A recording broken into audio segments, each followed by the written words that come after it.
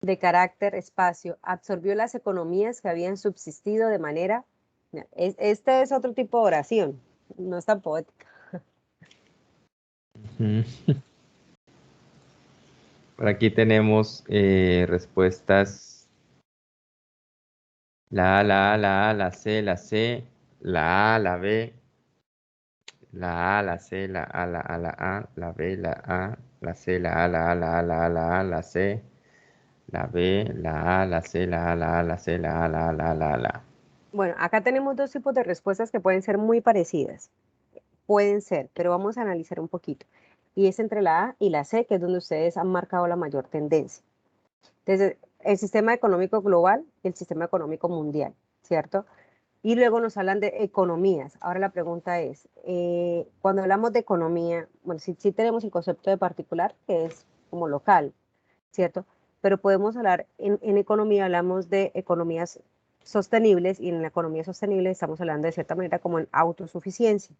Entonces, el sistema económico de carácter mundial absorbió las economías que habían subsistido de manera autosuficiente, porque mire que allá ya lo hablan, habían subsistido, o sea, ellas mismas se habían tratado de regular. Entonces, lo que hizo no fue de algo, de una ciudad en particular, sino que esta economía mundial lo absorbió completamente, lo,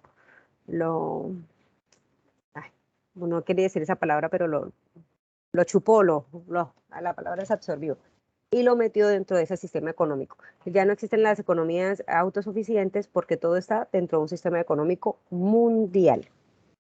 Todo lo que pase en Colombia, todo lo que pase en educación, porque voy a darles otro dato. Por lo menos las pruebas que nosotros estamos preparando a los chicos, o estas pruebas PISA, las pruebas Saber, las pruebas Aprendamos, las pruebas, perdón, Evaluar para Avanzar, que son las que están acá, esas pruebas no se hacen por capricho de algún mandatario político. Ustedes saben que todo obedece también a un sistema económico mundial, economía del Banco Mundial. Entonces Colombia debe demostrar que nuestro sistema está también como acorde con esas políticas internacionales. De ahí por eso que últimamente se ha insistido en la cultura del bilingüismo, se ha insistido mucho en la cultura del emprenderismo, de la generación de empresas y todo eso también de la educación para el trabajo. Por eso a los chicos también los colegios tienen unos énfasis en 10º y en 11 muy particulares porque todo va encaminado a esas políticas, a esa política mundial, ese sistema económico mundial. ¿Listo? Entonces, la respuesta a la 17, la A. Pregunta Profe, número 10, señor. aquí la profe Gilma nos pregunta que qué parámetros nos podrían servir para escoger las palabras adecuadas en este tipo de preguntas. Aquí toca leer, profe Gilma, y tratar de, no te puedo decir una receta mágica, porque eso sería, no existe una receta mágica, sino que acá tocaría como tratar de leer y tratar de ser, es que la palabra a veces ni siquiera es lo más lógico, sino como lo más coherente en que nosotros podamos tener. Siempre hemos hablado de un sistema económico mundial, aunque la otra palabra, por eso le decía yo, puede causar confusión porque la otra palabra también puede aplicar, un sistema económico global. Estamos hablando de un sistema económico generalizado, pero entonces es un juego de palabras.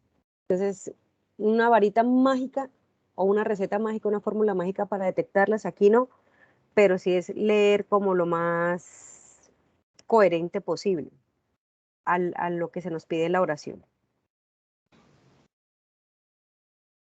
Pregunta número 18 dice, en los campeonatos deportivos, los triunfos se ubican no tanto, espacio, lo que significan en sí mismo, pero con fines que nada tiene que ver con lo deportivo. Y acá tenemos que completar es con conectores. Conectores. ¿Sí ve? Mire que acá ya no está como en otro simulacro que se había presentado con David, donde nos preguntaban conectores. Esta es una forma de preguntar conectores, porque las palabras que tienes que completar son conectores. Mira, en los campeonatos deportivos los triunfos se buscan, no tanto